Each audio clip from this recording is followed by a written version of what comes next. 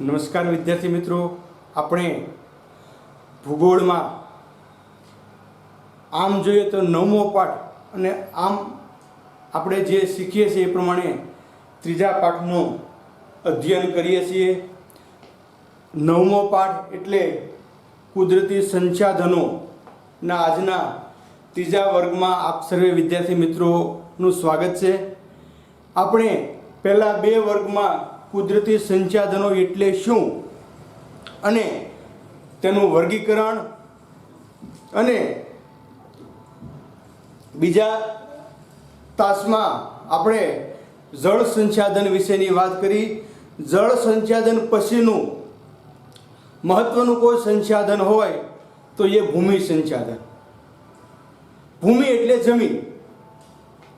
આપણે જમીનથી બધા વાકેફ છીએ, કેમ કે જે પૃથ્વી ઉપર આપણું નિવાસ સ્થાન છે, આપણે રહીએ છીએ, એ પૃથ્વીનો જે ઉપરનો પોપડો છે એને આપણે જમીન તરીકે ઓળખીએ છીએ।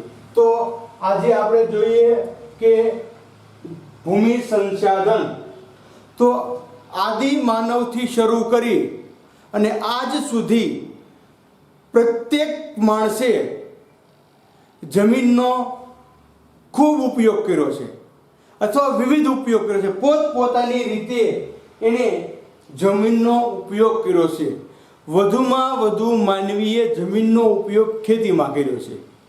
આપણે વિચારીએ કે આપણું રહેઠાણ જે છે એ કેટલા વિસ્તારમાં છે અને આપણી જમીન ખેતી કેટલા વિસ્તારમાં છે, જેને ખેતી છે એને, તો આપણને ખ્યાલ આવશે કે પુરાતન કાળથી, પ્રાચીન કાળથી શરૂ કરીને અર્વાચીન યુગ સુધી માનવીએ જમીનનો ઉપયોગ કર્યો છે અને એમાં સૌથી વધુ ઉપયોગ ખેતી માટે કરેલો છે।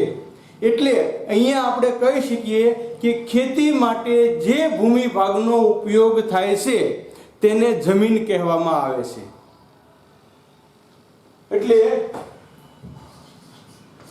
ખેતી માટે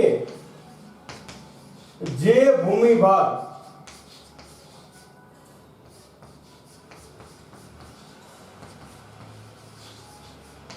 ઉપયોગ થાય છે તે એટલે જમીન। ને એટલે જ આપણે અહીંયા વાત કરવાની પદ્ધતિ હોય, તમારે કેટલી જમીન છે તો કે ભાઈ મારે 2 વીઘા છે, 5 વીઘા છે કે 15 વીઘા છે। એટલે ખેતી માટે જે જમીનનો ઉપયોગ થાય છે તેને જમીન કહેવામાં આવે છે અને એની સિવાયનો જે ઉપયોગ કરવામાં આવે છે એને ભૂમિ કહેવામાં આવે છે। એની સિવાય એટલે ક્યાં ક્યાં તો રહેઠાણ માટે, શહેરીકરણ માટે, ઔદ્યોગિકરણ માટે, વનીકરણ, વન બનાવવા માટે, જળાશયો બનાવવા માટે જે જમીન વપરાય છે એને ભૂમિ કહેવામાં આવે છે। ભૂમિ એટલે લેન્ડ, લેન્ડ રેકર્ડ આપણે કહીએ, જમીનનું જે દફતર રાખે ને લેન્ડ રેકર્ડ કહેવામાં આવે। એટલે અન્ય ઉપયોગમાં ખેતી સિવાયના અન્ય ઉપયોગમાં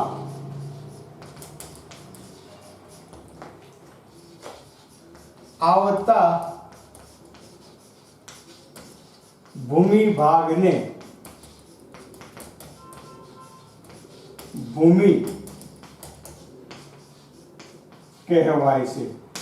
જો ભૂમિમાં ક્યાં ક્યાં ઉપયોગ થાય મેં તમને પહેલા કીધું એમ કે આ જમીનનો રહેઠાણ માટે, પરિવહન માટે, સડક માર્ગ અને રેલ માર્ગ બનાવવા માટે, એવી જ રીતે ઉદ્યોગો, ઉપવનો, જળાશયો વગેરે બનાવવા માટે જે જમીન વપરાય છે એને આપણે ભૂમિ તરીકે ઓળખીએ છીએ। જેમ જેમ અદ્યતન ટેકનોલોજી આવતી ગઈ તેમ તેમ ખેતીનું પ્રમાણ વધતું ગયું અને પડતર અને ખરાબાવાળી જમીન જે હતી એને આપણે ધીમે ધીમે ઉપજાવ અને ફળદ્રુપ કેળવી અને એને આપણે ખેતી લાયક બનાવતા જઈએ છીએ। આપણને ખ્યાલ હશે તો ઘણી જગ્યા એવી છે કે જ્યાં પડતર જગ્યા છે, બિન ઉપજાઓ છે, તો આજે માણસે અદ્યતન ટેકનોલોજીના મદદથી જમીનને સપાટ બનાવી અને એને ઉપજાઉ અથવા ફળદ્રુપ જમીન બનાવેલી છે।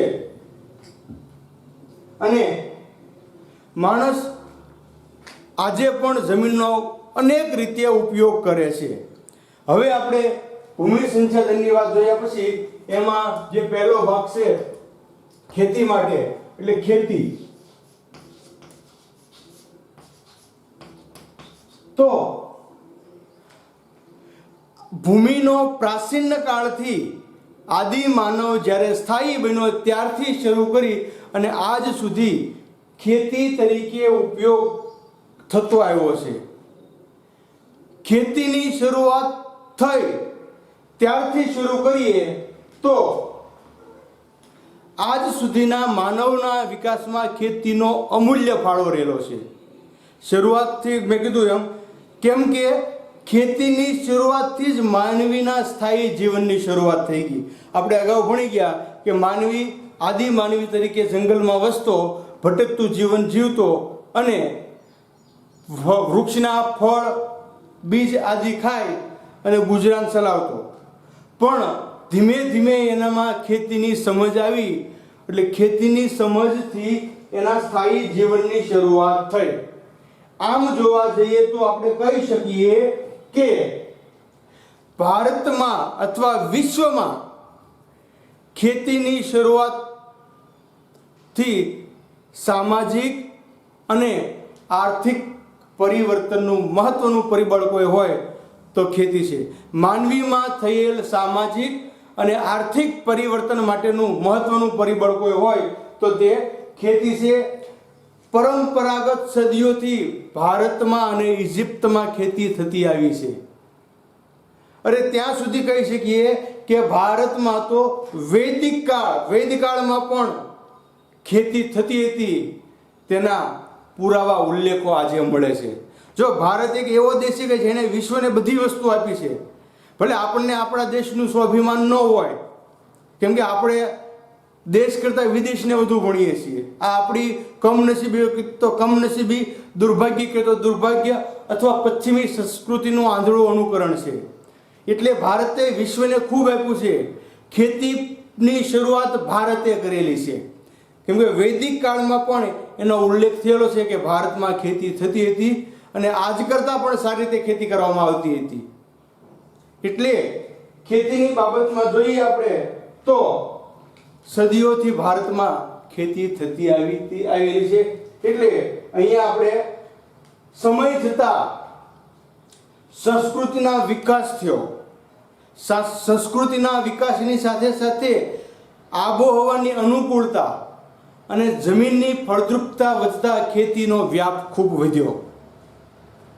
શરૂઆતમાં ખેતી થોડી ઓછી થતી, પણ ધીમે ધીમે સંસ્કૃતિનો વિકાસ થતો ગયો. લોકો જાગૃત બનતા ગયા, સભાન બનતા ગયા અને આદિ માનવનું જીવન છોડી ગામડામાં સ્થાયી જીવન જીવવાની શરૂઆત કરી. એટલે ખેતીની શરૂઆતથી ગ્રામીણ વસાહતોની અસ્તિત્વમાં આવી. કેમ કે લોકો ખેતી કરવા લાગ્યા એટલે રહેવા લાગ્યા એટલે એક જગ્યાએ નજીક રહેઠાણો બને. આપણે વસાહત ભણી ગયા છીએ કે નજીક એણે કાયમી રહેઠાણો કરીને ત્યાં રહેવા લાગ્યા, એટલે ગ્રામીણ વસાહતો અસ્તિત્વમાં આવી. આ રીતે આપણે જોઈએ તો વિશ્વભરમાં ખેતીની વ્યાપકતા ફેલાણી, લોકો સ્થિર બન્યા અને ગ્રામીણ વસાહતો અમલમાં આવી. 18મી સદીમાં યુરોપમાં ઔદ્યોગિક ક્રાંતિની શરૂઆત થઈ. 18મી સદીમાં યુરોપમાં ઔદ્યોગિક ક્રાંતિની શરૂઆત થઈ અને તે ધીમે ધીમે ઉત્તર અમેરિકા, દક્ષિણ અમેરિકા, આફ્રિકા, એશિયા ખંડ સુધી વિસ્તરી. કઈ રીતે વિસ્તરી આપણને ખબર છે કે 18મી સદીના સમયે યુરોપીય પ્રજાએ સમગ્ર દુનિયા ઉપર પોતાના સંસ્થાનો સ્થાપ્યા હતા. દરેક વિશ્વમાં યુરોપના દેશોનું આધિપત્ય હતું. એટલે એ લોકો યુરોપની ઔદ્યોગિક ક્રાંતિ જે છે એ અન્ય દેશોમાં પહોંચાડી અને જેના કારણે ખેતી ક્ષેત્રે આમૂલ પરિવર્તન થયા. ખેતીમાં આમૂલ પરિવર્તન શેના કારણે આવ્યું તો કે 18મી સદીની ઔદ્યોગિક ક્રાંતિના કારણે યુરોપીય સંસ્થાનો દ્વારા ખેતીમાં આમૂલ પરિવર્તન જોવા મળે છે અને જેના કારણે ઘઉં, ડાંગર, ચા, કપાસ, શેરડી, રબર, જેવા વિવિધ પાકો થવા લાગ્યા. અને આ બધા પાકોની સાથે સાથે પાકની વ્યાપકતા અને માંગ વધતા વિશ્વ સુધી એની વ્યાપારિક દ્રષ્ટિએ વિચાર થતા વ્યાપારિક અને બાગાયતી ખેતીને પ્રોત્સાહન મળ્યું. કેમ કે આ બધા પાકો જે છે એ રોકડિયા પાકો છે, એટલે વ્યાપારિક અને બાગાયતી ખેતીને પ્રોત્સાહન મળ્યું. વિશ્વના દેશોમાં પાકની હેરફેર થઈ. જો બહુ મહત્વનો પોઈન્ટ, પાકની હેરફેર થઈ એટલે તો જે દેશમાં પાક જે ન થતો હતો એ બીજા દેશમાંથી ત્યાં આવ્યો. દાખલા તરીકે આપણે જોવા જઈએ તો મકાઈ મધ્ય અમેરિકામાંથી વિશ્વના દેશોમાં ફેલાણી. મકાઈની ખેતી પહેલા અમેરિકામાં થતી હતી, એ ધીમે ધીમે વિશ્વમાં થવા લાગી. બટાટા એન્ડીઝથી યુરોપમાં આવ્યા. એન્ડીઝ વિસ્તારમાં જે બટાટા થતા હતા આ યુરોપના દેશોમાં થવા લાગ્યા. તમાકુ પોર્ટુગીઝો ભારતમાં લઈને આવ્યા. આ લોકડાઉનમાં આપણને તમાકુનું મહત્વ જે ખાય છે એને સમજાઈ ગયું છે, મને તમને કોઈને વાંધો નથી. પણ આ તમાકુ ભારતમાં ન હતી. પોર્ટુગીઝો ફિરંગી લોકો ભારતમાં આવ્યા અને એની સાથે લાવેલા છે. એટલે આ બાબત આપણે ખેતીમાં જોઈ તો કહી શકીએ કે ખેતીમાં મૂળ વાત જોઈ હોય તો ખેતીમાં આદિ માનવથી શરૂ કરી અને ધીમે ધીમે ખેતીની શરૂઆત થઈ. લોકો સ્થાયી બન્યા, ગ્રામીણ વસાહતો અમલમાં આવી. 18મી સદીના ઔદ્યોગિક ક્રાંતિથી એમાં પરિવર્તન આવ્યું. યુરોપના સંસ્થાનો દ્વારા વેપાર સાથે અને બાગાયતી ખેતીને મહત્વ મળ્યું. વિવિધ પાકો, આપણે નામ બોલ્યા હતા, બધા ફરી નથી બોલતો, પાકો દ્વારા ખેતી ક્ષેત્રે આમૂલ પરિવર્તન થયું, વિકાસ થયો. અને એક દેશનો પાક બીજા દેશ સુધી પહોંચ્યો.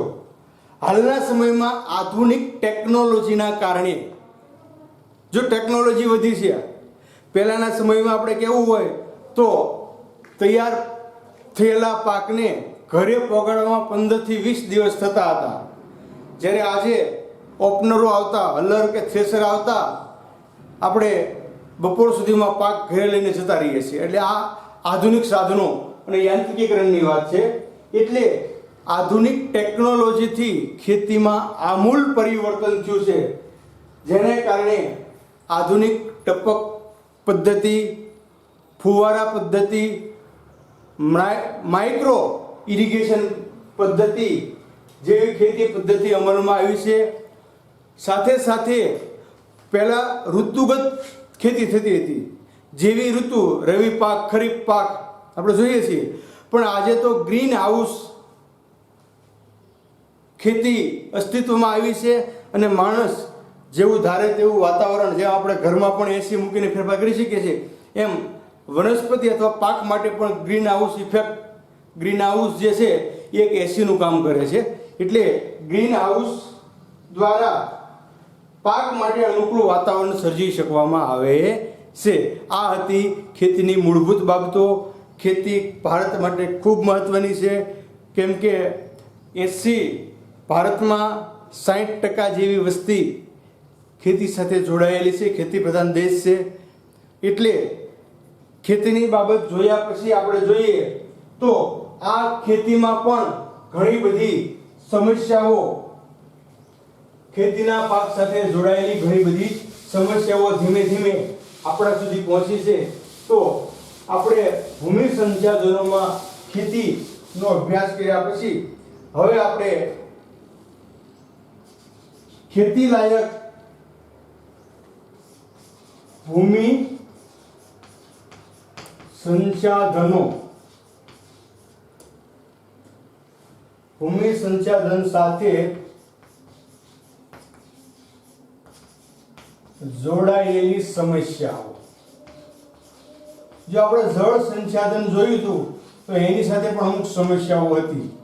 એમ ભૂમિ સંરક્ષણ સાથે કઈ કઈ સમસ્યાઓ જોડાયેલી છે તો એની વાત કરીએ તો સૌથી પહેલું આવશે ખેતી લાયક જમીનમાં ઘટાડો.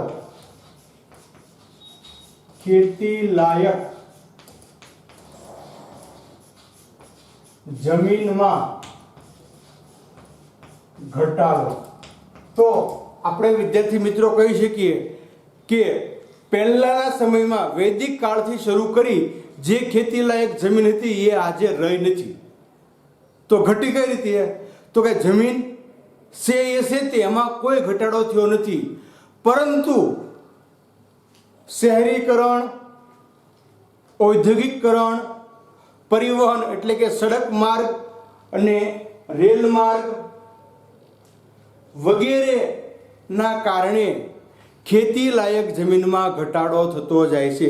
કેમ કે એક જગ્યાએ વિશાળ જગ્યા ખેતી માટે હતી, આજે ત્યાં કોઈ એક ઉદ્યોગ સ્થપાયો એટલે એમાં એકરના એકર જમીન જે છે ઉદ્યોગમાં જતી રહી, એટલે એ જમીન ખેતી લાયક જમીનમાં ઘટાડો થયો. આપણે ગામડામાં પણ જોઈએ છીએ તો ગામડામાં વસ્તી વધારો થતાં રહેઠાણ માટે જગ્યા નથી, એટલે લોકોએ ખેતીવાડીની જગ્યામાં મકાનો બનાવ્યા છે અથવા પ્લોટિંગ પાડી અને રહેવાની વ્યવસ્થા ઊભી કરી છે. એટલે આપણે જોઈએ તો આ બધાના કારણે એટલે કે શહેરીકરણ,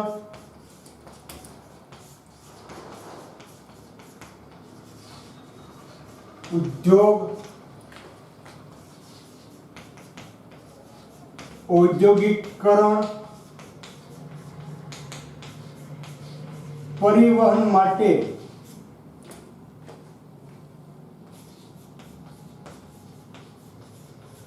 સડક માર્ગ અને રેલ માર્ગ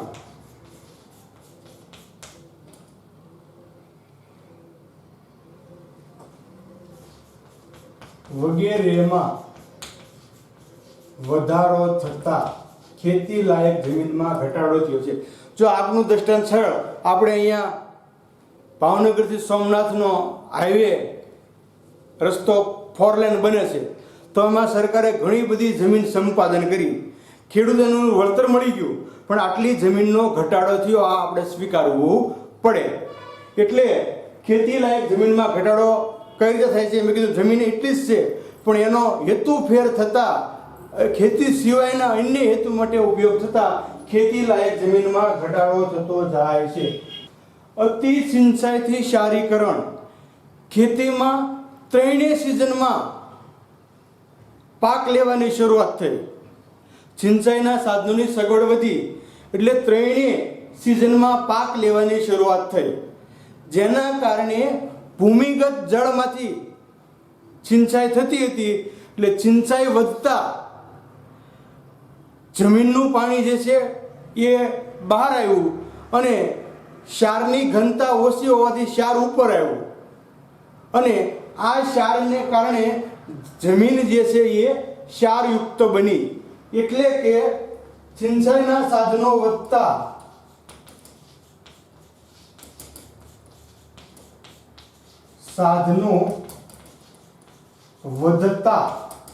ત્રણેય સિઝન પાક, ત્રણેય સિઝન વર્ષમાં એક જમીનમાં 3 વખત પાક થવા લાગ્યા, એટલે ત્રણેય સિઝન ના પાક થવાથી સિંચાઈનો ઉપયોગ વધ્યો. ત્રણેય સિઝનના પાક થવાથી સિંચાઈનો ઉપયોગ વધ્યો, અને જેના કારણે વધ્યો ક્ષારની ઘનતા ઓછી હોવાથી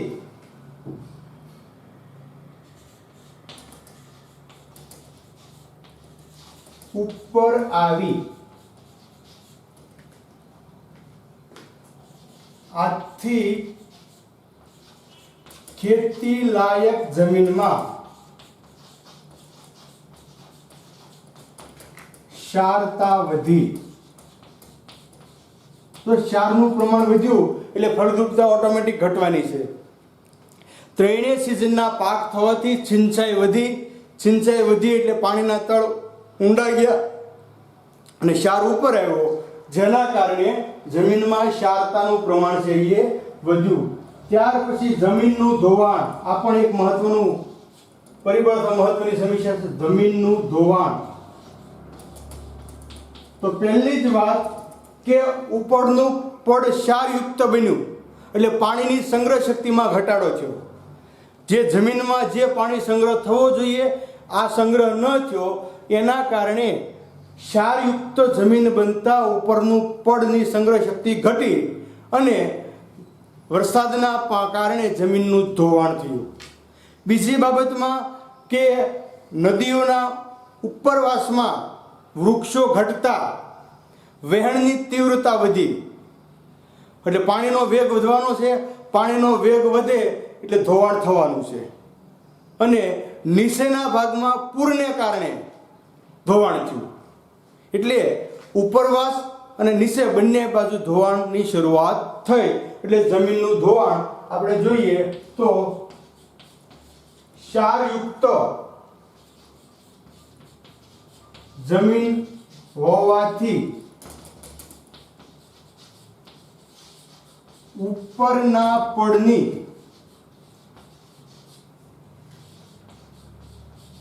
સંગ્રહ શક્તિ ઘટી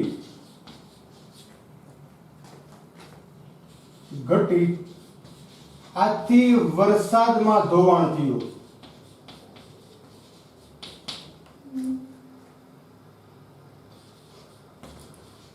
વરસાદમાં જમીનનું લખીએ આપણે. વરસાદમાં જમીનનું ધોવાણ થયું. એવી રીતે જ જંગલોનું પ્રમાણ ઘટતા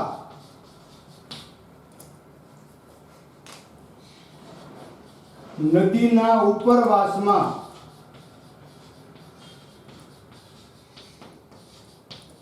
વહેણની તીવ્રતા વધી.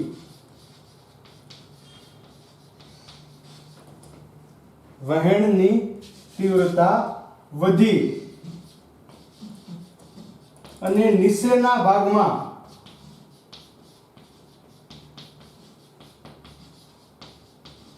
પૂરના કારણે ધોવાણ થયું.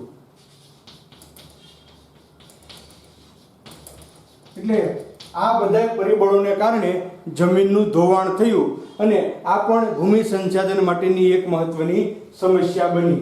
ત્યાર પછી પાંચમો પોઈન્ટ, નિર્વનીકરણ. તો આમાં પણ શહેરના બધા પોઈન્ટ કે શહેરીકરણ, ઔદ્યોગિકરણ, રસ્તાઓ, પરિવહન માટે રેલ માર્ગો, વન ઉપવનમાં વિમાની મથકો બન્યા અને જેના કારણે વનની સંખ્યા ઘટી, નિર્વનીકરણ થયું અને જમીન જે છે એ ઘટતી ગઈ. એટલે કે શહેરીકરણ,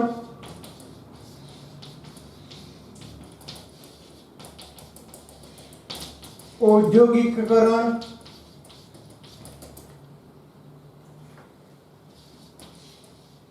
સડક માર્ગ,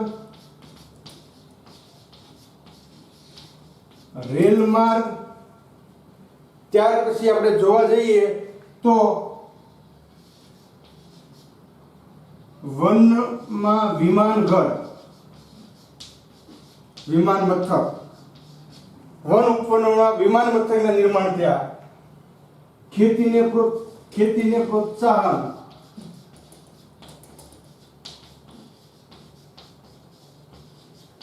ના કારણે વન વિસ્તારો ઘટ્યા.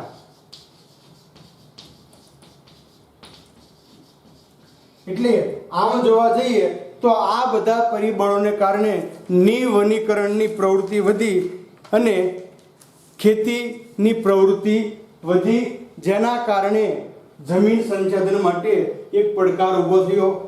આ પાંચ બાબત, સોરી એક ક્રમ ભૂલી ગયા આપણે, 3 અને 4. આ 4 બાબત જોઈ. હજી નેક્સ્ટ પોઈન્ટ જોઈએ આપણે તો ઝૂમ ખેતી. જો ઝૂમ ખેતી એટલે આપણે કંઈક નવું લાગે, પણ હકીકતમાં ઝૂમ ખેતી એક એવી ખેતી છે કે જ્યાં જંગલોનું પ્રમાણ વધારે છે ત્યાં જંગલો કાપી અને એ જમીનમાં ખેતી લાયક બનાવવાની વાત છે. જંગલોનું પ્રમાણ ઘટે ઝૂમ ખેતીથી, પણ એટલે ઝૂમ ખેતીને કારણે જંગલોનું પ્રમાણ ઘટ્યું, જમીનની ઉત્પાદકતા ઘટી અને જેના કારણે જમીન માટે સમસ્યા સર્જાણી. એટલે પાંચમો પોઈન્ટ જોઈએ તો ઝૂમ ખેતી. કેટલાક પ્રદેશોમાં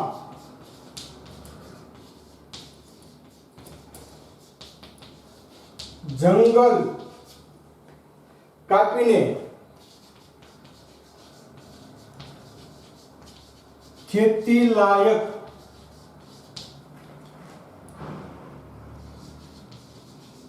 જમીન તૈયાર કરવામાં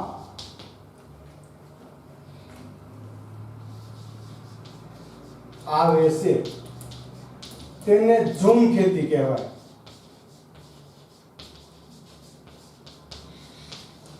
જંગલ કાપીને ખેતી લાયક જમીન તૈયાર કરવી આને ઝૂમ ખેતી કહેવાય. હવે આના કારણે જંગલોનું પ્રમાણ ઘટ્યું,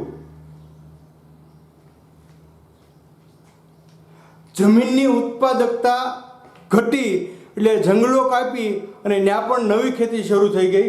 એટલે જેના કારણે ઝૂમ ખેતીના વિકાસથી ભૂમિ સંસાધન માટે એક સમસ્યા સર્જાણી. ભારતમાં પૂર્વોત્તર રાજ્યોમાં, પૂર્વોત્તર પ્રદેશમાં કેટલાક ક્ષેત્રોમાં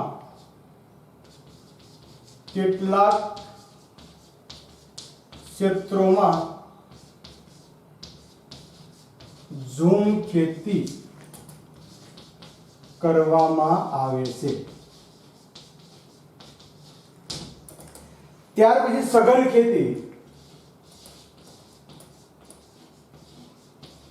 જો આપણે એક મોટી સમસ્યા છે કે ખેતી માટે અનુકૂળતા નિર્માણ થઈ.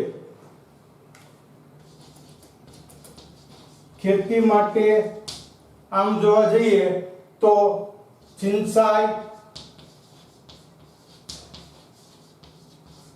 મૂડીરોકાણ,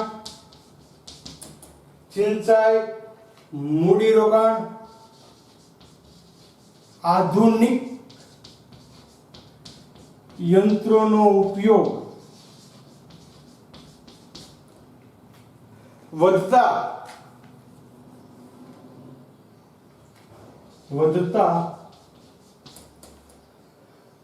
ત્રણેય સિઝનમાં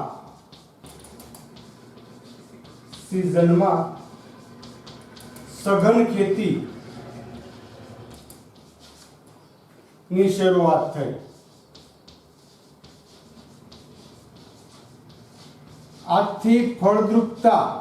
આથી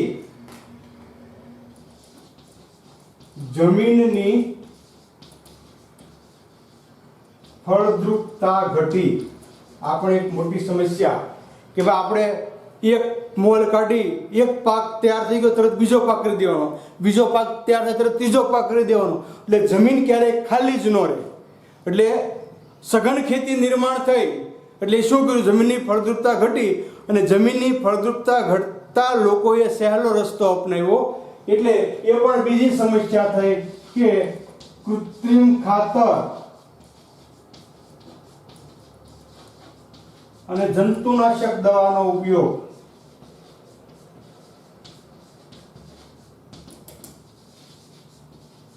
ભૂમિ સંસાધન સાથે જોડાયેલી છેલ્લી સમસ્યા આપણે જોઈએ તો કૃત્રિમ ખાતર અને જંતુનાશક દવાનો ઉપયોગ.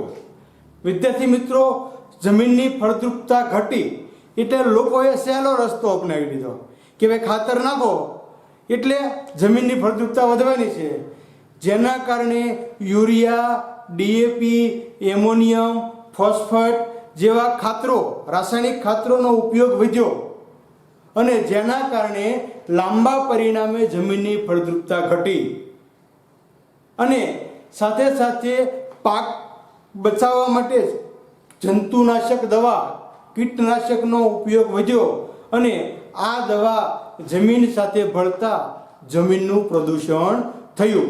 એટલે આ હતી વિદ્યાર્થી મિત્રો સમસ્યાઓ. આપણે 7 સમસ્યાઓ જોઈ. ત્યારબાદ ભૂમિ સંસાધનની સમસ્યાનો ઉકેલ. તો આપણે જે સમસ્યા નિર્માણ કરી છે એનો ઉકેલ આપણા હાથમાં જ છે. એટલે ભૂમિ સંરક્ષણની સમસ્યાનો ઉકેલ આપણે જે સમસ્યા છે એ સમસ્યાનું સમાધાન કરીને લાવી શકીએ. તો પહેલી સમસ્યા હતી ખેતીલાયક જમીનમાં ઘટાડો. તો એના ઉકેલ માટે શું કરવાનું છે આપણે? તો જમીન જે છે એ શહેરીકરણ, ઔદ્યોગિકરણ કે રસ્તાઓ માટે જોશે તો જોવાની જ છે, પણ એના બદલે આપણે ખરાબ પડતર જમીન છે, બિન ઉપજાઉ જમીન છે, આ જમીનને નવસાધ્ય કરવામાં આવે અને જમીનનો ઘટાડો દૂર કરવામાં આવે. એટલે પહેલો ઉપાય છે કે જમીન નવસાધ્ય કરવી. નવસાધ્ય કરવી એટલે શું કરવું? તો જમીન જે છે પડતર જમીન છે, ખરાબાવાળી જમીન છે, આ જમીનને કેળવી એને નવસાધ્ય કરવી. ત્યાર પછી બીજી બાબત સમસ્યા શું હતી કે જમીનમાં ક્ષારયુક્ત પ્રમાણ વધ્યો. તો સિંચાઈ પદ્ધતિમાં અદ્યતન પદ્ધતિ જેવી કે ટપક સિંચાઈ, ફુવારા સિંચાઈ અને માઇક્રો ઇરિગેશન જેવી પદ્ધતિનો અમલ કરવામાં આવે, જેના કારણે સિંચાઈના ભૂમિગત જળનો ઓછો ઉપયોગ થાય, એટલે જમીનની ક્ષારતા જે છે એ ઘટે. એટલે ટૂંકમાં અદ્યતન પદ્ધતિ અપનાવી જમીનની ક્ષારતા ઘટાડવી. ત્યાર પછી ધોવાણ કે ધોવાણ જમીનનું થાય છે ભાઈ, સમસ્યા છે.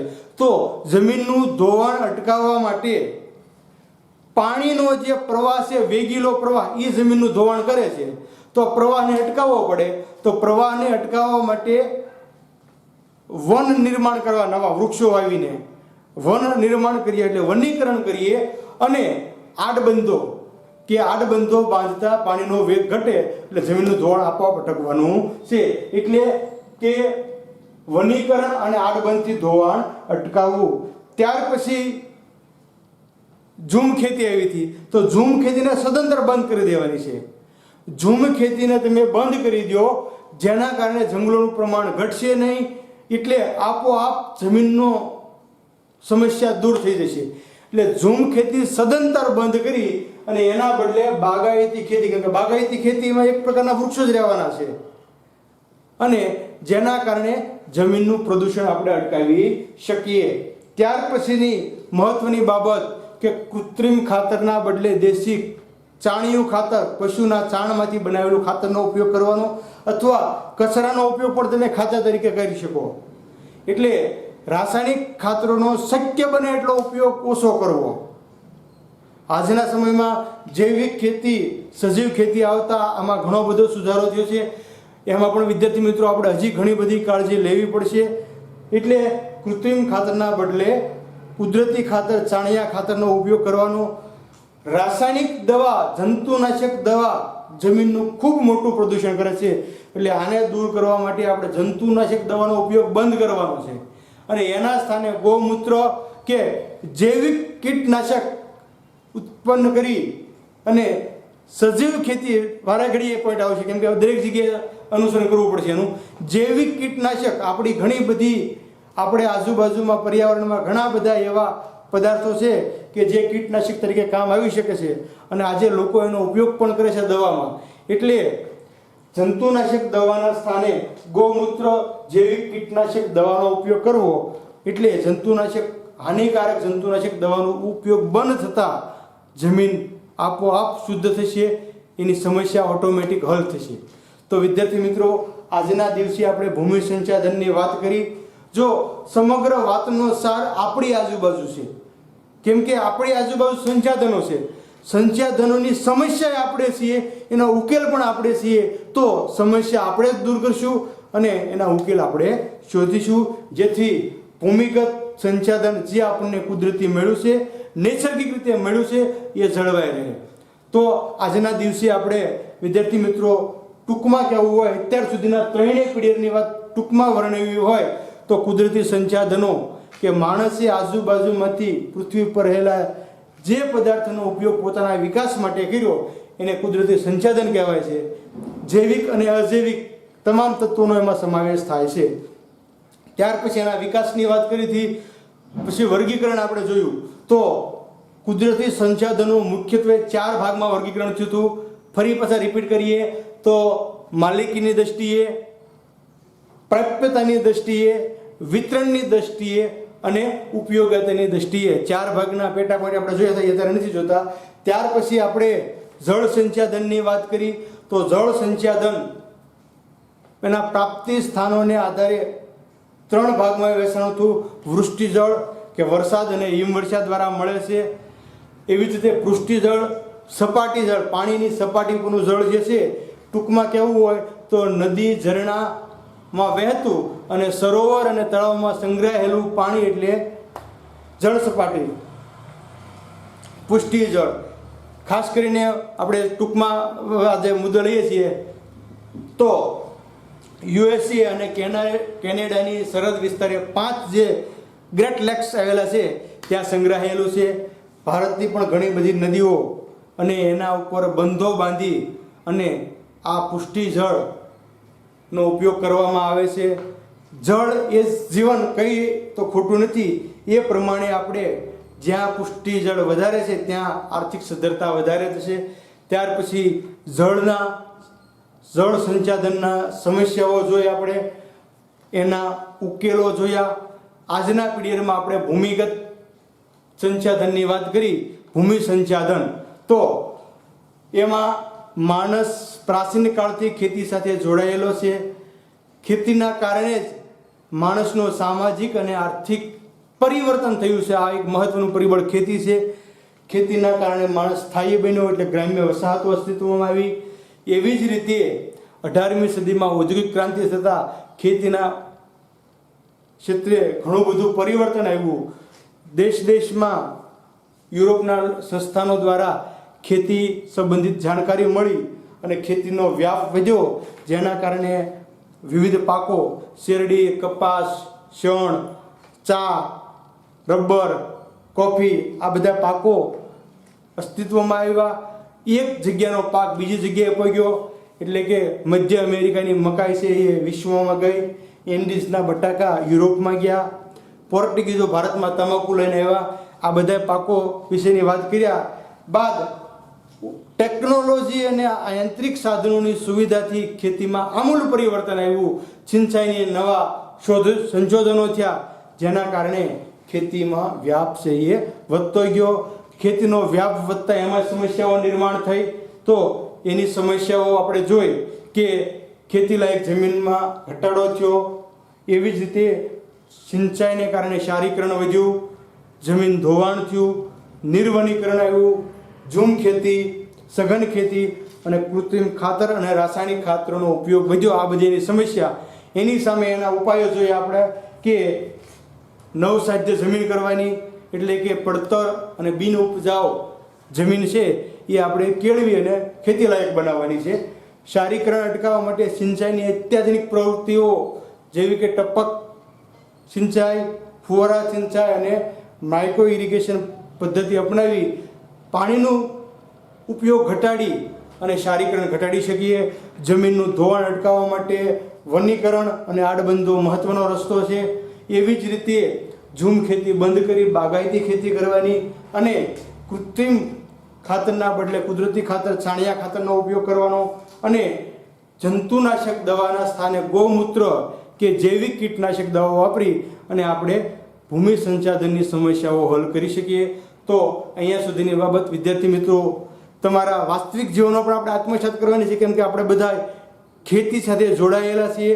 અમે ભૂમિ સંસાધનની જાળવણી કરવી આપણી ફરજ છે, એટલે અભ્યાસ માટે પણ મહત્વનું છે, એમ આપણા જીવન માટે પણ મહત્વનું છે.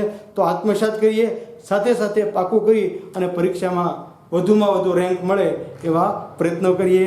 ખૂબ ખૂબ ધન્યવાદ.